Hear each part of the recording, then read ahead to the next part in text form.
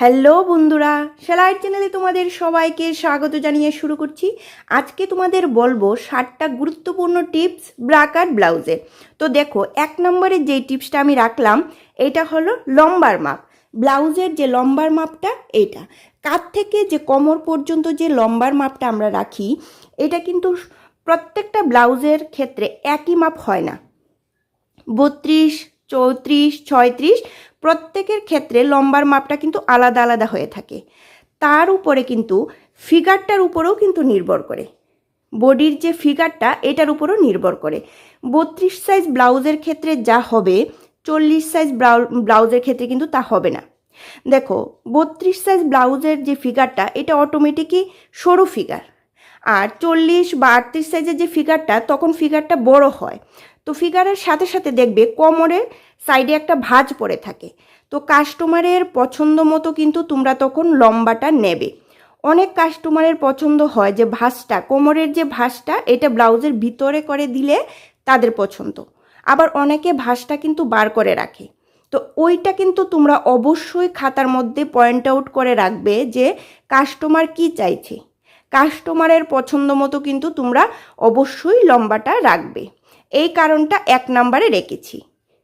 32 size ফিগারে আমরা যখন লম্বাটা দিয়ে থাকি, যদি কাস্টমার 5 ফুটের বেশি হয়ে থাকে তখন কিন্তু আমরা 13 ইঞ্চি, তারপর দেখো যদি 32 থেকে বেশি হয়ে থাকে 34, 36 ফিগারটা যদি হয়ে থাকে 40, তখন কিন্তু আমরা 13.5, 14, 14.5 এইরকমভাবে আধা ইঞ্চি করে করে বেশি করে দিয়ে থাকি। তো 2 নাম্বার টিপস হলো বডির মেজারমেন্ট।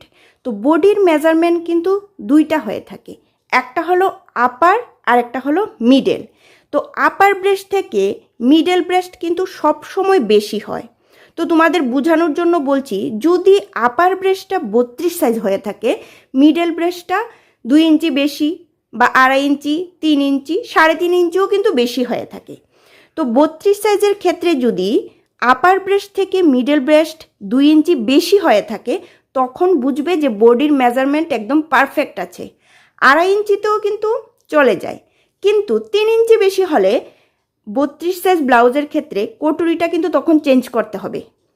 সাইজটা কিন্তু 32, কিন্তু কটুরিটা তখন তোমাদের 34 সাইজের বসাতে হবে, কারণ আপার ব্রেস্ট থেকে মিডল ব্রেস্ট অটোমেটিক বেশি হয়ে গেল। তখন ব্রেস্টের যে পাপটা, এই পাপটার উপরে কিন্তু আমরা নির্ভর করে কটুরিটা দিয়ে থাকি।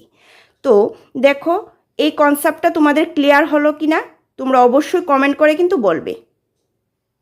3 নাম্বার টিপসটা হলো কোমরের ক্ষেত্রে। দেখো, যদি সামনে এরকম হুক লাগানো ব্লাউজগুলো থাকে, তখন কিন্তু কোমরের মেজারমেন্টটা যদি 1 ইঞ্চি বেশিও হয়ে থাকে, এটা কিন্তু মেকআপ হয়ে যায়, কারণ আমরা এক্সট্রা হুকের ঘর দিয়ে থাকি। আর যদি পেছনের কাটা ব্লাউজ হয়ে থাকে, পেছন দিয়ে হুক লাগানো থাকে, তখন কিন্তু কোমরের মাপটা একদম পারফেক্ট হতে হবে। আর কোমরের মাপ যদি একদম পারফেক্ট না আসে, তখন দেখবে ব্লাউজটা পরার পর ব্লাউজটা পেছনের দিকে একটুখানি উঠে থাকবে। এই সমস্যাটা কিন্তু আসে। তো 3 নাম্বার টিপসের এই সমস্যা কিন্তু সমাধান হয়ে যায়। ব্লাউজের কোমরটা যদি ফিটিংস হয়ে যায়, ভালো করে হয়, তখন দেখবে ব্লাউজটা উপরের দিকে উঠবে না। 4 নাম্বার টিপস, গলার মাপ। তো দেখো, ব্লাউজের সাইজটা যদি 32, 33, 34 হয়ে থাকে, তখন আমরা এইখান থেকে এই পর্যন্ত যে গলার মাপটা, এটা আমরা 7 ইঞ্চি দিয়ে থাকি। 7 ইঞ্চি দিলে খুব সুন্দর ফিটিংস আসে। অনেকে আবার একটু ছড়ানো গলাও পছন্দ করে। তো যদি ব্লাউজের পেছনে এইভাবে ডুরি দেওয়া থাকে, তখন কিন্তু তোমরা অটোমেটিক ব্লাউজের গলাটা কিন্তু অনেকটা বড় দিতে পারো, কোনো অসুবিধা হয় না। যতটা চাইছে কাস্টমারে ততটা দিতে পারো। আর ব্লাউজের সাইজ অনুসারে কিন্তু গলার মাপটা চেঞ্জ হয়ে থাকে। 7, 7.5, 8, 8.5 পর্যন্তও কিন্তু আমরা দিয়ে থাকি। অনেকে আবার এত গলা বড় পছন্দ করে না, তো পছন্দ মতো কিন্তু অবশ্যই দেবে। আর সামনের দিকে এই সাইডটা, এসের এই সাইডটাতে অবশ্যই তালপাট কাটতে হবে। তোমরা যদি তালপাটটা না কাটো এই সাইডে ব্লাউজের, তখন দেখবে এইখানের কাপড়টা ফুলে থাকবে। হাতাতে যেভাবে আমরা তালপাট কেটে থাকি, আমরা কিন্তু এসের এই শেপটাতেও কিন্তু আমরা এইখানে 2 সাইডে কিন্তু তালপাট কেটে থাকি, কাটিং করি। 5 নাম্বার টিপস হলো কাঁধের মাপ। এই কাঁধের যে মাপটা এইটা অনেকে 2.5 ইঞ্চি বা 2 ইঞ্চি কিন্তু আমরা রাখি সেলাই করার পর। আর যারা বয়স্ক ঠাকুমারা আছে তারা কিন্তু এই কাঁধেরই মাপটা কিন্তু একটু বেশি পছন্দ করে, তারা কিন্তু একটু ছোট গলা পছন্দ করে। তো তাদের ক্ষেত্রে আমরা 3 ইঞ্চি 3.5 ইঞ্চিও কিন্তু এই কাঁধের মাপটা রাখি। তো কাঁধের মাপের সবচেয়ে গুরুত্বপূর্ণ টিপসটা হলো কাঁধটা যে ডাউন করা। কাঁধের মাপে যদি তোমরা এই ডাউন না করো তখন দেখবে হাতার পেছনের দিকে এইখানে কাপড় ফুলে থাকবে। এটা কিন্তু তোমরা অবশ্যই কাঁধটা ডাউন করতে হবে কাটিং করার সময়। 6 নাম্বার টিপস হলো গলার টিপস, পেছনের গলার। তো দেখো পেছনের গলার ক্ষেত্রে আমি যেইভাবে কাটিং করি এইটাই তোমাদের বলবো।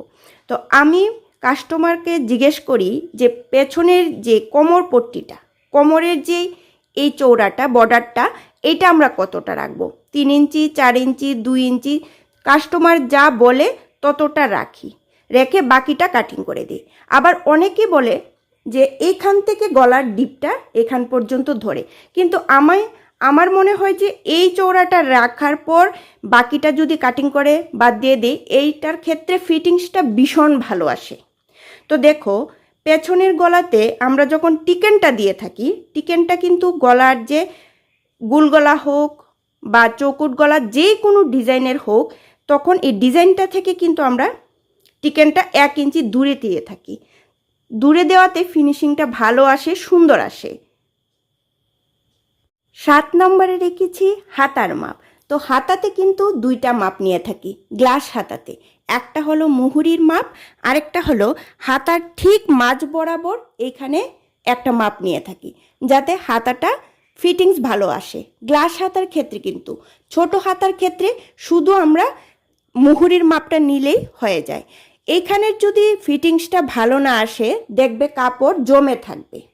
আর হাতার সময় কিন্তু আমরা অবশ্যই হাতাতে তালপাট কাটিং করব। এই কাটিংটা যদি আমরা তালপাটে কাটিংটা যদি না করি তাহলে দেখবে হাতার এই সাইডটা ফুলে থাকবে। খুবই গুরুত্বপূর্ণ টিপস কিন্তু দিয়ে দিলাম। টিপসগুলো কেমন লাগলো তোমরা অবশ্যই কমেন্ট করবে। আরও কিছু টিপস তোমরা যদি জানতে চাও, আরও যদি কোনো প্রশ্ন থাকে তো অবশ্যই কমেন্ট করবে। আর যদি ভালো লেগে থাকে তাহলে তো অবশ্যই লাইক, কমেন্ট, শেয়ার আর সাবস্ক্রাইব করে দেবে। আবার দেখা হচ্ছে পরবর্তী ভিডিওতে।